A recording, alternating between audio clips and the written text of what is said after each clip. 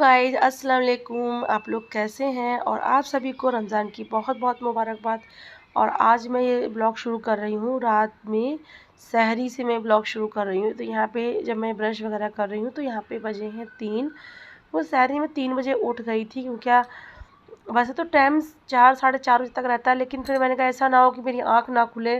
तो मेरी आँख 3 बजे खुल गई, तो फिर मैं उठ गई। मैंने क्या, अब उठना ठीक है, वरना तो फिर हमारा लेट भी हो सकता है कि मेरी आँख ना खुले। तो मैंने कहा चलो 3 बजे हमें जो भी खाना पीना है खा पी के अपना सैरी वैरी करके हम लेट जाएंगे, सैरी वैरी कर लेंगे और जब नमाज़ का टाइम होगा तो नमाज़ पढ़ लेंगे उठ के। इस तरीके से मैंने कहा चलो कर लेते हैं, वरना अगर लेटे रहेंगे तो फिर हो सकता है कि आँख ना खुले। तो मैं यहाँ पे ब्रश कर रही हूँ। सैरी का टाइम है, 3 बजे का टाइम है जब मैं ब्रश कर रही थी। ब्रश करने के बाद फिर हम लोग तो बस यहाँ पे ब्रश व्रश करने के बाद मैंने मुँह धो लिया है और काफ़ी नींद ऐसी आ रही थी। तो मैंने क्या, अगर लेट जाऊँगी थोड़ा सा और लेट उठने के लिए तो फिर बहुत लेट हो जाएगा, पता नहीं आँख खुले ना खुले। तो वैसे तो मैंने अपने हस्बैंड से बोल दिया था कि उठा देना, लेकिन फिर भी मैंने कहा चलो ऐसा ना हो क्या ये भी सो जाए तो और देर हो जाए। तो मैं यहाँ पे ब्रश व्रश करके मुँह हाथ धो के आ गई हूँ किचन के अंदर। और किचन में बना रही हूँ आज फेनी। तो सहरी में हम लोग फेनी खाएंगे और चाय और खारी खाएंगे। तो यहाँ पे खारी और जो फेनी ना ज़्यादातर रमज़ानों में ही मिलती हैं और बहुत अच्छी मिलती है। उसके अलावा रमज़ानों के अलावा कभी मिलती ही नहीं है, मैंने कभी देखा ही नहीं बिकते हुए। तो बस मैंने दूध रख दिया गर्म होने के लिए, चीनी डाल दी दूध के अंदर। जब तक दूध खौल रहा है मैं फेनी निकाल लेती हूँ प्लेट के अंदर। तो मैं फेनी निकाल रही हूँ प्लेट में। और बस मुझे सहरी जो है मुझे करना है और नंद को करना है। तो बस हम 2 सहरी करेंगे, तो इसलिए मैं थोड़ा ही सामान, तो थोड़ी ही फेनी बना रही हूँ जितनी कि हम लोग खा लें। तो बस यहाँ पे मैं फेनी बनाई तो दूध खौलने लगा। जब दूध खौल गया है तो बस मैंने इसके अंदर डाल दी फेनी और चीनी मैंने दूध के अंदर डाल दी थी और चख भी लिया था कि चीनी सही है कि नहीं है। फेनी डालने के बाद इसको थोड़ा सा दूध में पकने देंगे ताकि थोड़ी सी सॉफ्ट हो जाए ये। तो बस यहाँ पे फेनी पक रही है दूध के अंदर, थोड़ी सी सॉफ्ट हो जाएंगी तभी मैंने निकाल लूँगी। तो फेनी ना मुझे बहुत पसंद है और रमज़ानों में ख़ास करके सहरी में अगर कोई चीज़ ऐसी नहीं हुई जैसे खाने पीने वाली तो मैं फेनी खा लेती हूँ। खाना वगैरह ज़्यादा मुझसे सहरी के टाइम नहीं खाया जाता है क्योंकि हम काफ़ी नींद में भी होते हैं। तो बस यहाँ मैंने फेनी निकाल ली है कटोरियों में, 2 कटोरी में निकाली है फेनी, एक नंद के लिए और एक अपने लिए। तो बस फेनी खाएंगे, उसके बाद फिर हम चाय और खारी खाएंगे नाश्ते में, मतलब सहरी में। तो बस यहाँ पे मैंने चम्मच लगा लिए हैं और हम जा रहे हैं सहरी करने। तो बस आप सभी को पहली सहरी बहुत बहुत मुबारक। जो भी लोग रोज़ा रख रहे हैं, सहरी में उठे हैं, सब के लिए बहुत जो है रमज़ानों में बहुत ज़्यादा खुशियाँ आती हैं और हमारे घरों में काफ़ी बरकत भी होती है रमज़ानों में। ख़ास करके आपने देखा ही होगा कि रमज़ानों में हम जो नहीं भी बनाते हैं वो भी घर में बनाते हैं सब चीज़। और तो बस यहाँ पे मैं अब सहरी कर रही हूँ और यहाँ पे बज गया था, सब करते करते मुझे बज गया था 3:30 कि धीरे धीरे ब्रश करा, मुँह धोया, फिर सहरी, क्योंकि हम लोग को जल्दबाजी नहीं थी, सही टाइम से उठ गए थे ना। और जैसे देर से उठो तो फिर रहता है फटाफट से खाओ, देर ना हो जाए। तो हम लोग ऐसे टाइम से उठे थे कि देर ना हो, काफ़ी नींद में दिमाग होता है तो फिर जल्दी सब कुछ हो भी नहीं पाता। तो बस मुझे यहाँ ध्यान आ गया कि मैं सर खोल के सहरी कर रही थी, तो मैंने कहा अरे, फिर मैंने सर ढक लिया कि नहीं, और नंद ने कहा कि अरे सर ढक के सहरी करो। तो मैंने कह रहे हाँ, मुझे याद आ गया कि मैंने हाँ सर ढक के सहरी करना चाहिए। बस मैं ना फटाफट सहरी करी, मैं भूल, मुझे याद ही नहीं था कि मैं बस कैसे सोची जल्दी खा लूँ। बच्चे भी सो रहे थे ना, तो मैंने कहा बच्चे सो रहे हैं, अगर बच्चे उठ गए और लड़का उठ गया या लड़की उठ गई तो फिर बहुत परेशान कर देंगे ये लोग। तो बस बच्चे भी सो रहे थे तो फिर नीचे ही कमरे में मैंने सहरी कर ली थी फिर। और सहरी के फेनी खाने के बाद मैंने पानी पिया और उसके बाद मैं यहाँ पे चाय और खारी खा रही हूँ। तो यहाँ पे खारी भी जो है ना रमज़ानों में ही मिलती है और उसके रमज़ानों के अलावा दिनों में कभी भी कहीं मैंने खारी यहाँ बिकती ही नहीं देखी, सिर्फ रमज़ानों में बनती है यहाँ पे। तो बस यहाँ पे मैं चाय और खारी खा रही हूँ। मुझे खारी बहुत पसंद है खाने में, तो मैं रमज़ानों में ख़ास करके मैंने कहा था हस्बैंड से कि खारी ज़रूर लेके आना, सहरी में खाओ तो बहुत अच्छी लगती है। वैसे नहीं खाती मैं कभी, मतलब रोज़ा वोज़ा उतारने के बाद चाय के साथ हमेशा सहरी में मुझे अच्छी लगती है खारी खाना। तो बस यहाँ पे चाय और खारी हम खा रहे हैं। नन को भी मैंने चाय बना के दे दी है और हमारी बस ये सहरी हो रही है आज। और सहरी के बाद हम लोग रोज़ा रखेंगे और नमाज़ पढ़ेंगे। तो हमने कहा चलो सहरी कर लेते हैं। तो और ना पहली सहरी में उठ के इतनी खुशी हो रही थी, लग रहा था पता नहीं कौन सी हमने जंग जीत ली, क्योंकि रमज़ानों में ना रोज़ा रखो तो बहुत खुशी होती है और एक अलग सी ही खुशी दिल में होती है। और रोज़ा ना रखो ना तो एकदम अलग से ही गिल्टी आती है, मैंने रोज़ा नहीं रखा। तो बस मैंने इंशाल्लाह पूरा कर लिया है कि मैं रोज़े रखूँगी सारे, और नमाज़, कुरान शरीफ ये सब पढ़ूँगी मैं, क्योंकि रमज़ानों के पाक महीने में हमें ज़रूर इबादत करना चाहिए, और वैसे भी नमाज़ रोज़ा हमें करना चाहिए। मैं नहा ली हूँ और बच्चे भी सो रहे हैं, मतलब इब्राहिम सो रहा है, हमारा उठ गई है। सहरी के बाद नमाज़ पढ़ के मैं लेट गई थी कि चलो काफ़ी टाइम है, वैसा कोई काम भी नहीं था जो कि करके फिर लेटी, तो मैंने कहा चलो थोड़ा सा आराम हो जाएगा सहरी के बाद, और वैसा कोई काम भी नहीं था जो करना है। और सुबह बाजी आई थी, बाजी बर्तन वर्तन सब धो गई, सारा काम कर गई किचन का।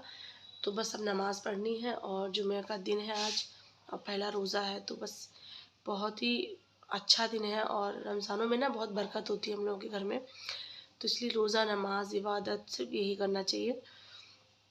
और तो चलिए सुबह नहा ली हूँ मैंने, नहा के नया सूट पहना है, ये देखिए। क्योंकि ये होता है ना कि रोज़े में नया सूट पहनो, वो भी जुमे के दिन, तो बहुत सवाब होता है। तो मैंने कहा चलो कोई नहीं, आज ये इबादत करनी है नहा धो के, तो मैंने नया सूट पहन लिया है। तो खाने पीने का भी झंझट नहीं है आज बिल्कुल भी, बच्चों के लिए कुछ थोड़ा बहुत बना दूँगी नाश्ते में, दोनों बच्चे खा लेंगे उठ के। और मेरा रोज़ा है, नंद का भी रोज़ा है, तो हम दोनों ने साथ में सहरी करी थी और बहुत अच्छा लगा था। मैं उठी 3 बजे, फिर मैंने नंद को उठाया और फिर मैंने सहरी बनाई, हम लोगों ने फिर खाई, बहुत अच्छा लगा था। पहली सहरी की ना, एक रमज़ान जब शुरू होते तो एक खुशी ही अलग होती है, एक एक्साइटमेंट होती है, हम लोग रोज़े रखेंगे, फिर सहरी करेंगे, इफ्तार करेंगे, फिर ईद आएगी। तो बस सारा काम जो था बाजी सुबह कर गई हैं, और मुझे सिर्फ नमाज़ पढ़नी है, कुरान शरीफ पढ़ूँगी, उसके बाद फिर मैं धीरे धीरे इफ्तार के काम में लग जाऊँगी, जैसे इफ्तार में क्या बनना है, खाना क्या बनना है, तो फिर वो सारे काम फिर मैं करूँगी। फ़िलहाल अभी मैं नहा ली हूँ, और बच्चों के लिए नाश्ते का इंतज़ाम कर देती हूँ और नमाज़ पढ़ लेती हूँ, फिर मैं आपसे मिलूँगी। तो यहाँ पे अब मैं नहाने के बाद नमाज़ पढ़ने जा रही हूँ ज़ोहर की। तो क्योंकि नहाने धोने में बच्चों को चाय नाश्ता करवाया, जब बच्चे उठ गए तो बच्चों को तो चाय नाश्ता करवाना ही है, भले ही रोज़ा है हमारा। तो बस मैंने बच्चों को चाय नाश्ता करवाने के बाद फिर मैं ज़ोहर की नमाज़ पढ़ रही हूँ, क्योंकि बच्चे आज लेट ही उठे थे सब। और नमाज़ पढ़ के फिर उन लोगों को खाना वगैरह दे दूँगी बच्चों को, क्योंकि बच्चों के लिए मैंने खाना बनाया है और हस्बैंड के लिए बनाया है, और मेरा रोज़ा है और नंद का भी रोज़ा है। तो मैं यहाँ पे नमाज़ पढ़ने के लिए वज़ू कर रही हूँ, वज़ू करके मैं नमाज़ पढ़ूँगी और पारा पढ़ूँगी। तो बस मैं यहाँ पे वज़ू कर लेती हूँ, नमाज़ पढ़ के कुरान शरीफ पढ़ लूँगी थोड़ा सा। तो बस यहाँ पे वज़ू चल रहा है, और तो बस यहाँ पे बज गए थे 1:30। जैसे ही अज़ान हो गई ना, तो मैं तो नहा सुबह ही चुकी थी, लेकिन जैसे ही अज़ान हुई तो मैंने कहा चलो नमाज़ पढ़ लेते हैं, और आज कोई वैसा काम भी नहीं है, तो मैं नमाज़ पढ़ने जा रही हूँ। तो मैं नमाज़ पढ़ूँगी रूम में, तो नीचे ही रूम है ना जो किचन के बराबर में, मैं इसमें ही नमाज़ पढ़ूँगी, क्योंकि इसमें रोज़ा नमाज सब इसी में होगा ज़्यादातर अब वो पूरा महीना, क्योंकि यहाँ पे आराम भी रहता है, नीचे है, और सहरी वगैरह भी हम इसी में ही करेंगे, इफ्तार वगैरह भी हम इसी रूम में करेंगे। और ये रूम थोड़ा सा आराम रहता है, इसमें फिर ऊपर जाओ नमाज़ पढ़ने या फिर बहुत हो जाता है फिर, तो मैं इसी में नमाज़ पढ़ूँगी। और बस यहाँ पे मैंने नमाज़ लेके ला कर रख ली है, और मैं नमाज़ पढ़ने जा रही हूँ। नमाज़ पढ़ने के बाद फिर मैं थोड़ा सा कुरान शरीफ भी पढ़ूँगी।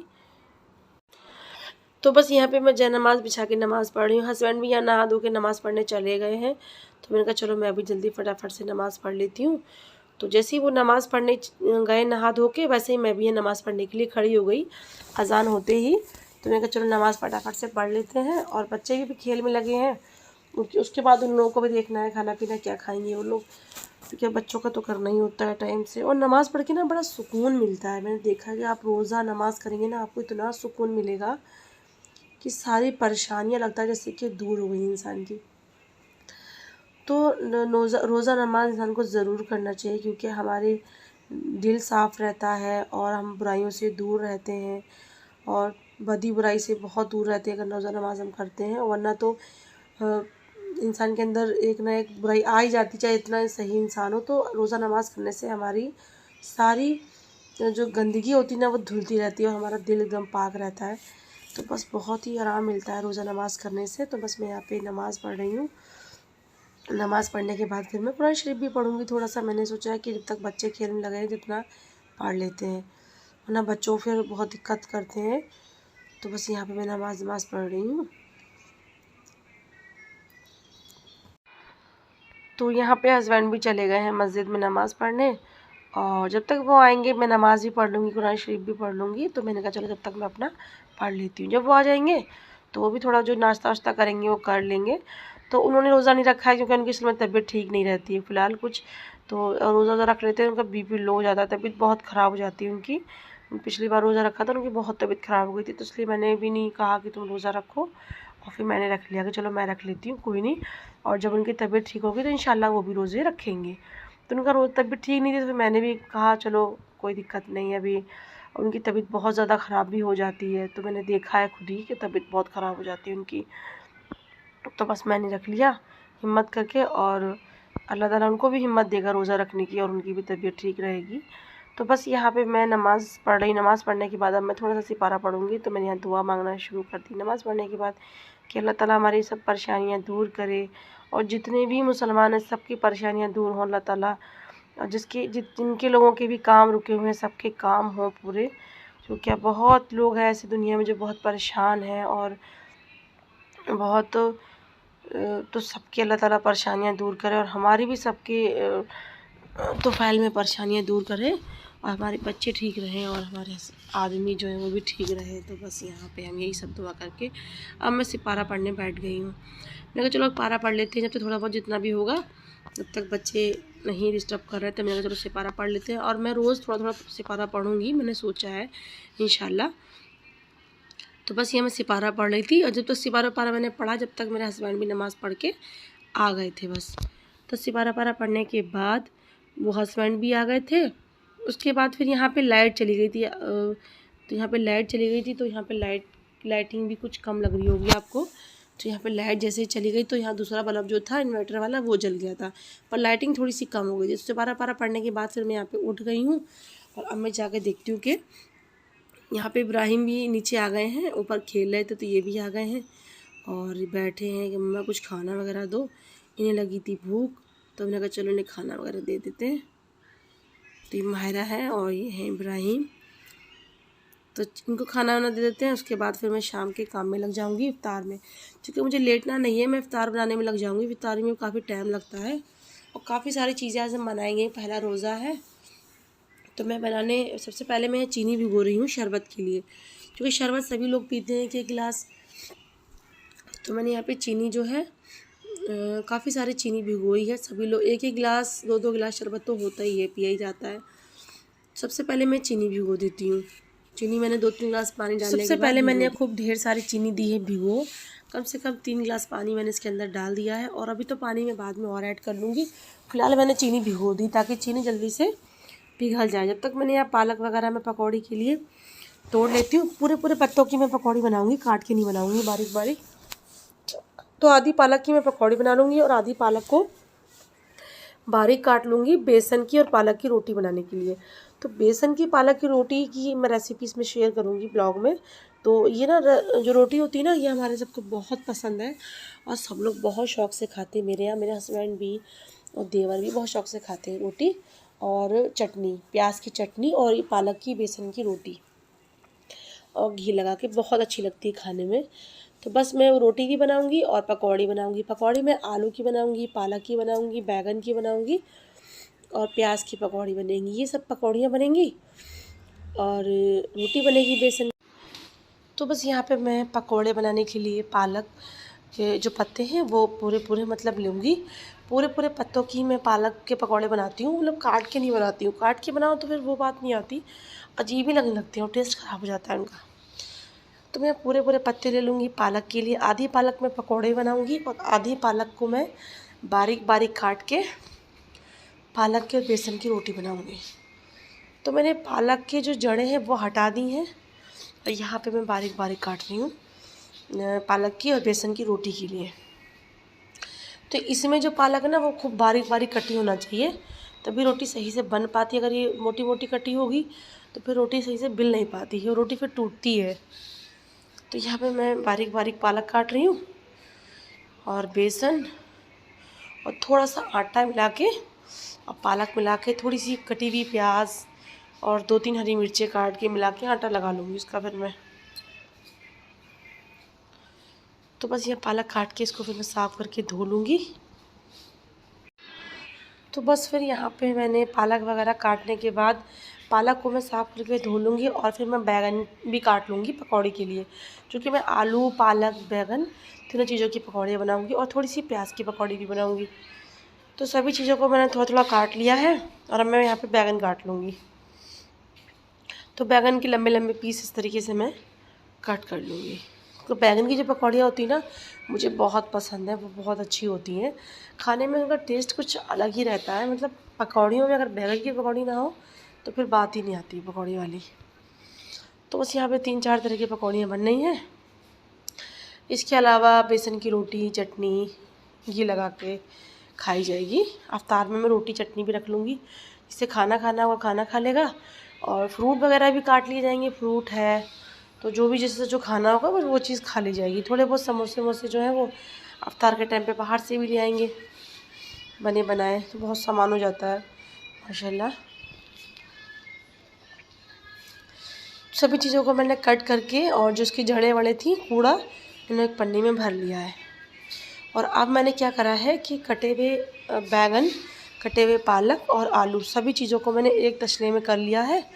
और तसले में करके मैं सभी चीज़ों को साफ़ करके धो लूँगी और पकौड़ियाँ बनाऊँगी तो मैं पूरी थाली टाइप की बनाऊँगी। जैसे कि एक थाली में आलू की, थोड़ी पालक की, थोड़ी बैंगन, इस टाइप की पकौड़ी रखूँगी, थोड़ी प्याज की। तो ये मैंने कढ़ाई चढ़ा दी है और इसमें बनेगी सबसे पहले प्याज की चटनी। तो यहाँ पे गैस ऑन कर दिया है और अब मैं डाल दूँगी इसके अंदर तेल। सबसे पहले प्याज की चटनी बनेगी इसके अंदर। तेल डालने के बाद जब तेल गर्म हो जाएगा हम इसके अंदर डाल देंगे कटी हुई प्याज। मैंने यहाँ पे करीब आधा किलो प्याज को कट कर लिया है। तो प्याज डाल दी तेल के अंदर और अब प्याज को थोड़ा पकने देंगे। जब तक हमारी प्याज पक रही है जब तक हम आटा लगा लेंगे पालक का और बेसन का। तो यहाँ पे मैं जब तक पालक भी धो लिए तब तक फिर हम आटा लगा लेंगे पालक का और बेसन का। जब तक आटा सेट होगा जब तक हमारी चटनी तैयार हो जाएगी। तो ये मैंने पालक निकाल ली है।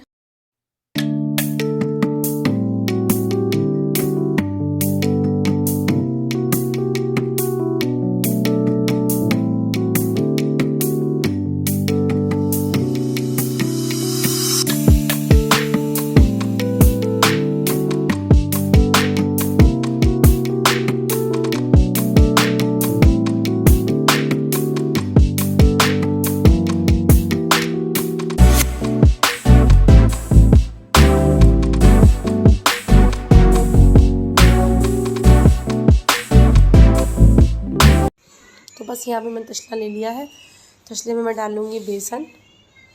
तो मैंने यहाँ पे बेसन डाला है तसले में और छान लेती हूँ, ताकि बेसन छान के, तो वैसे तो छान के ही भरते हैं हम लोग, लेकिन फिर भी मैंने इस बार क्या बेसनों को छान के नहीं भरा था डिब्बे में। तो मैंने कहा चलो छान लेते हैं इसको छन्नी में। तो मैंने बेसन ले लिया है और बेसन से आधे से भी कम हम आटा लेंगे। जितना हम बेसन लेंगे उतना उसके आधे के कम, यानी कि तिहाई हम आटा लेंगे, यानी कि तिहाई बेसन और 1 भाग आटे का ऐसा लेंगे। 3 भाग बेसन और 1 भाग आटा इस टाइप के लेंगे। और मैंने इसके अंदर डाल दिए हैं पालक कटी हुई। थोड़ी पालक ज़्यादा थी तो मैंने फिर रहने दी प्लेट के अंदर। तो बेसन के अंदर हमने थोड़ा सा आटा डाल दिया है और थोड़ी डाल दी है पालक और अब इसका हम आटा लगाएंगे। तो अभी मैं इसके अंदर नमक भी ऐड करूँगी, लेकिन थोड़ा मैं इसको पहले मिला लेती हूँ सभी चीज़ों का आटा पानी डाल के हल्का हल्का। तो इस तरीके से हम आटा लगा लेंगे जब तक हमारी चटनी बन के तैयार हो रही है, जब तक यहाँ पे आटा भी सेट हो जाएगा। और यहाँ पे ना पालक भी सही क्वांटिटी में ली है मैंने, ज़्यादा लगी तो थोड़ी मैंने पालक फिर रहने दी। तो हमने मैं बता दूँ फिर से आपको कि मैंने 3 भाग लिया है बेसन और 1 भाग लिया है आटा। देखिए आटा हमें बहुत कम क्वांटिटी में लेना है, बेसन ज़्यादा लेना है, तभी रोटी हमारी बहुत टेस्टी बनेगी। आटा ज़्यादा होगा तो फिर वो बेसन की रोटी की बात नहीं आएगी इसके अंदर। तो यहाँ बस अब इसमें थोड़ा नमक ले लेंगे। नमक मैंने नहीं डाला था तो मैं इसके अंदर डालूँगी 2 चम्मच नमक। जब तक मैं पहले चटनी चला देती हूँ। चटनी मैंने यहाँ चला दी और चटनी भी हमारी जब तक पक रही है तो मैं चटनी के अंदर 1 चम्मच नमक डाल दिया पूरा भर के, क्योंकि प्याज यहाँ पक गई है तो हमें प्याज को इतना ही पकाना है। फिर मैंने यहाँ डाल दिया है 1 चम्मच ज़ीरा, नमक भी डाल दिया है मैंने, ज़ीरा भी डाल दिया इसके अंदर 1 चम्मच। और चला दिया है मैंने। अब फ्लेम को मैंने यहाँ पे कर दिया है लो फ्लेम करने के बाद अब हम आटा चेक कर लेते हैं। तो मैंने यहाँ पे डाल दी इसमें लाल मिर्च पाउडर करीब 3 चम्मच पूरा भर भर के मैंने लाल मिर्च पाउडर ऐड कर दिया इसके अंदर। और लाल मिर्च पाउडर ऐड करने के बाद मैंने दिया है चला, और अब मैं डाल दूँगी इसमें लहसुन का थोड़ा सा पेस्ट। तो सबसे पहले मैं यहाँ पे आटा देख लेती हूँ। तो मैंने इसके अंदर डाला है आटे के अंदर 2 चम्मच नमक डालने के बाद थोड़ा सा नमक में पानी डाल के इस तरीके से अब हम आटा लगा लेंगे, ताकि नमक जो है आटे में अच्छे से मिक्स हो जाए। आप चाहे तो शुरू में भी डाल सकते हैं, लेकिन मैंने लास्ट में डाला है। लास्ट में भी कोई दिक्कत नहीं आती, मैं कभी भी डाल देती हूँ, शुरू में भी डाल देती हूँ, लास्ट में भी डाल देती हूँ। तो बस मैंने आटा लगा दिया है इस तरीके से, और आटे को हम सेट होने देंगे। तो जब तक हमारा आटा सेट हो रहा है तब तक हम चटनी तैयार कर लेते हैं। जो चटनी में सभी चीज़ें डाल दी, नमक मिर्च सब कुछ पड़ गया है, बस इसमें डालना रह गया है लहसुन का पेस्ट। तो लहसुन का पेस्ट हम यहाँ पे डाल देंगे, बाकी सब चीज़ इसके अंदर पड़ चुकी हैं।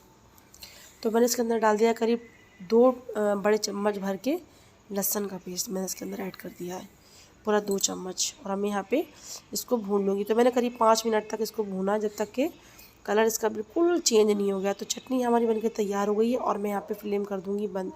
बस ये ध्यान रखना है कि इसमें लहसुन की हींग ज़्यादा नहीं आना चाहिए, हमें इतना भूनना है। अब मैंने कढ़ाई को धो लिया है। कढ़ाई धोने के बाद मैंने इसके अंदर ऐड कर दिया है तेल। अब मैं पकौड़ियाँ बनाऊँगी।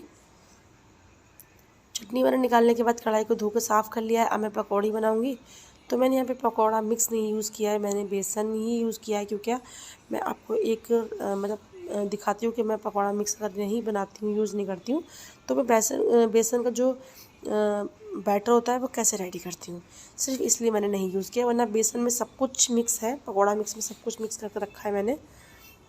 अब मैंने इसके अंदर नमक डाला है 2 चम्मच पूरा भर के बेसन के अंदर। और अब मैं डालूँगी इसके अंदर 2 चम्मच ही ज़ीरा, क्योंकि बेसन ज़्यादा क्वांटिटी में लिया है हमने, अच्छा खासा बेसन लिया है। और अब मैंने इसके अंदर डाला है यहाँ पे लाल मिर्च पाउडर, 2 चम्मच ही मैंने लाल मिर्च पाउडर ऐड करा, 1 चम्मच मैंने हल्दी पाउडर ऐड कर दिया है। सारे बेसिक से मसाले मैंने इसके अंदर ऐड कर दिए हैं। और अब मैं थोड़ा थोड़ा पानी ऐड करके इसका बैटर रेडी कर लूँगी। मैं बेसन बता दूँ आप मैंने कितना लिया है। तो बेसन मैंने लिया है यहाँ पे पूरा 250 ग्राम बेसन लिया है, क्योंकि पकौड़े हम ज़्यादा ही बना रहे हैं, तो फिर बेसन का इस्तेमाल भी ज़्यादा होगा। तो यहाँ पे धीरे धीरे पानी ऐड करके हम इसका एक बैटर रेडी कर लेंगे। बैटर हमें ना ज़्यादा पतला रखना है, ना ज़्यादा मोटा रखना है। ज़्यादा पतला भी होगा तो फिर पकौड़ी नहीं अच्छी बनेंगी, ना ज़्यादा मोटा होना चाहिए, सही होना चाहिए। तो फिलहाल मैं इसके अंदर पानी और ऐड कर रही हूँ। और ये देखिए, तो अपने बैटर को इस तरीके का बनाया, ये देखिए। थोड़ा सा नमक मैंने और ऐड करा, नमक मुझे कुछ कम लग रहा था। और मैंने जो पालक बची थी ना कटी हुई, वो पालक मैंने इस बैटर के अंदर ऐड कर ली है। तो बस हमारी पकौड़ियाँ का जो बैटर है वो रेडी हो गया। अब मैं यहाँ पकौड़ी बनाऊँगी। तो यहाँ पे मैं सबसे पहले बना रही हूँ पालक की पकौड़ी। मैं इस तरीके से बनाऊँगी कि थालियाँ पूरी तैयार करूँगी, तो थाली में सब तरह की पकौड़ियाँ होंगी, चारों तरह की। तो 3-4 थाली तैयार कर दूँगी मैं, तो इससे जो है ना कि खाने में दिक्कत नहीं होती फिर सब तरफ। तो बस इसी तरीके से मैंने पहले तो बैंगन की पकौड़ियाँ बना के रेडी करी हैं, और थाली के हिसाब से बना रही हूँ। मतलब जैसे कि 3 थाली तैयार करूँगी, तो तीनों थाली में चारों तरह की पकौड़ियाँ होंगी, पालक की, बैंगन की, आलू की, प्याज की। तो इस तरीके से मैं थाली बना रही हूँ, अलग अलग नहीं बना रही हूँ। तो ये होगा ना कि थालियों में सब तरह की पकौड़ियाँ होंगी, तो अपना खाने में भी आराम रहता है खाने वालों को। तो बस यहाँ पे हमारी बैंगन की जो पकौड़ियाँ हैं वो फ्राई हो रही हैं तेल के अंदर। तो सबसे पहले हम बैंगन की पकौड़े को फ्राई करके निकाल लेंगे। तो जब मुझे लगा कि पकौड़े फ्राई हो गई हैं, क्रिस्पी हो गई हैं, और अच्छे से इसका जो बेसन है वो पक गया है, तो मैंने ये पकौड़ियाँ निकाल ली हैं थाली के अंदर। और अब मैं डालूँगी इसके अंदर आलू की पकौड़ियाँ। तो अब यहाँ पे आलू की पकौड़ी फ्राई कर रही हूँ, और आलू के बाद हम फ्राई करेंगे पालक की पकौड़ी। तो चलिए हम आलू की पकौड़ी डाल देते हैं इसके अंदर। तो यहाँ पे मैंने आलू की पकौड़ियाँ ऐड कर दी हैं इसके अंदर। तो आलू की पकौड़ी ऐड करने के बाद फिर हम उसी थाली में आलू की पकौड़ियाँ भी लगा लेंगे।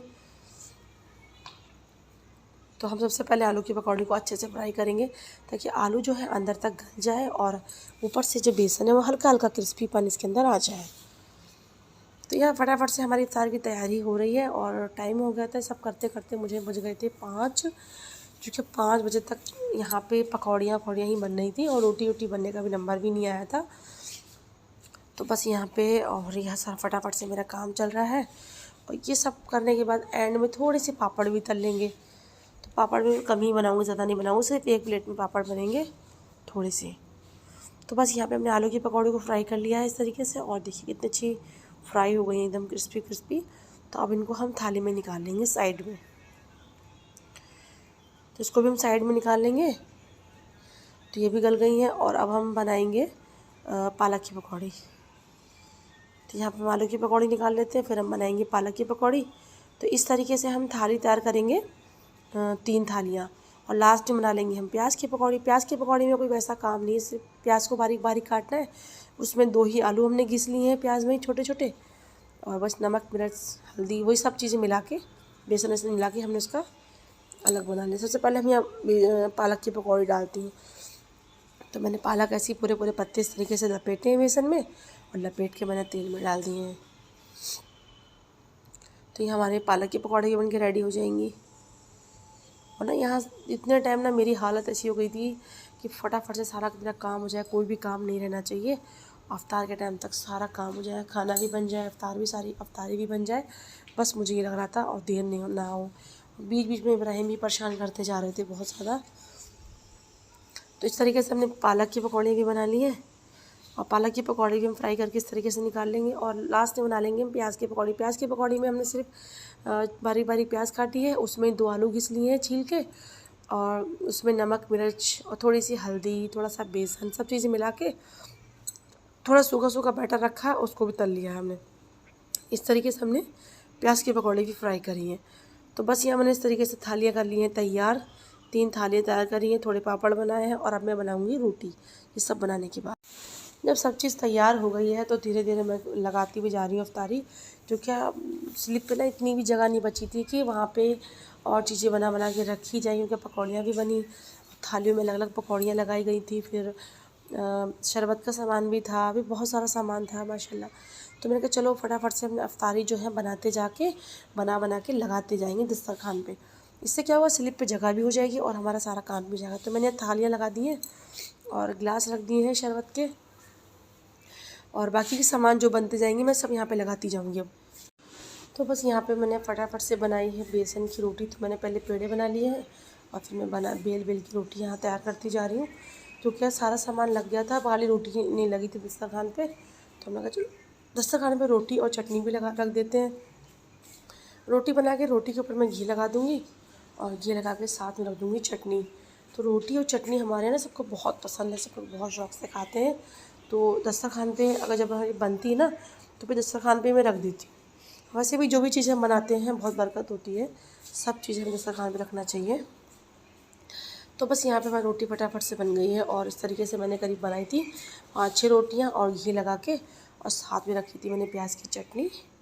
और ये हमारा दस्तरखान तैयार हो गया, माशाल्लाह माशाल्लाह। तो बस यहाँ पे अब मैं सब चीज़ रखने के बाद यहाँ अफ्तार का टाइम बस होने ही वाला था। बचे थे 10 मिनट, जब मैंने सब अफ्तारी लगा दी थी 10 मिनट का टाइम खाली रह गया था। और अफ्तारी लगाने के बाद फिर मैं यहीं बैठ जाऊँगी, और मेरी भी हालत जो है ना बहुत ख़राब हो गई है, बहुत थक गई थी मैं सब करते करते।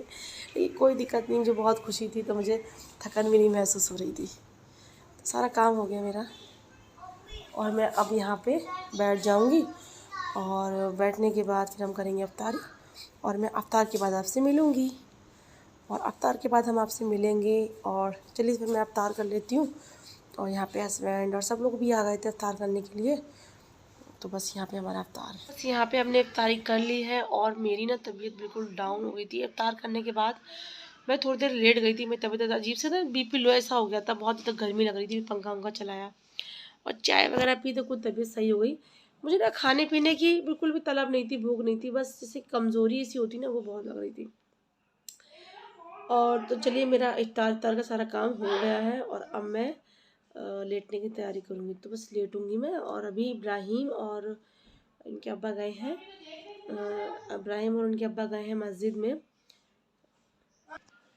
तो बस आज हम ब्लॉग का यहाँ पे एंड करते हैं, मिलेंगे कल दूसरे ब्लॉग में। जब तक के लिए अल्लाह हाफिज़। तो मेरा ये रूटीन था पूरा सहरी से इफ्तार तक का, और मेरा फेस देखिए कितना डल हो गया है एक दिन में ही। तो चलिए कल मिलेंगे, चैनल को सब्सक्राइब ज़रूर कर लीजिएगा। कल मिलेंगे दूसरे ब्लॉग में, जब तक के लिए अल्लाह हाफिज़, खुदा हाफिज़, बाय बाय।